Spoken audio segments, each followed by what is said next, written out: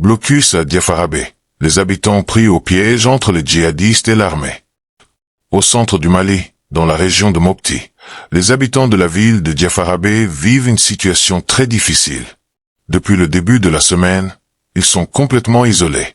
Les djihadistes du JNIM, un groupe lié à Al-Qaïda, ont imposé un blocus total. Plus aucun véhicule ne peut entrer ou sortir de la ville. Plus de commerce. Plus d'aide. Plus rien. Tout a commencé le 12 mai 2025. Ce jour-là, l'armée malienne a arrêté une vingtaine de civils sur le marché de Diafarabé. Ces hommes n'étaient pas armés. Ils ne représentaient aucun danger.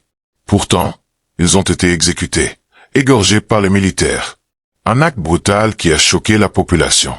En réponse à ce massacre, les djihadistes ont décidé de punir les autorités maliennes en coupant totalement l'accès à Diafarabé. Mais ce sont les civils qui en souffrent le plus. Les habitants manquent de nourriture, de médicaments, et n'ont plus accès aux services de base. La vie est devenue très compliquée. Un habitant joint par téléphone explique. On ne peut plus aller chercher à manger. On ne peut plus soigner nos enfants.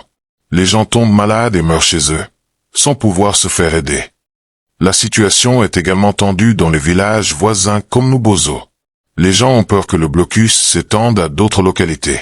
La population vit entre deux dangers, les djihadistes d'un côté, qui imposent leurs règles et menacent ceux qui les refusent, et l'armée de l'autre, accusée de violence contre des civils innocents. À Diafarabé et autour, les familles sont prises au piège. Personne ne les protège vraiment. Les routes sont coupées, les écoles fermées, les marchés vides. Les femmes ne peuvent plus sortir, les pêcheurs ne vont plus au fleuve, et les enfants restent à la maison. Les autorités maliennes n'ont pas donné d'explication officielle. De leur côté, les forces de l'ONU ne sont plus présentes dans la zone depuis plusieurs mois. Un jeune de Nubozo témoigne. Nous, on ne veut pas la guerre.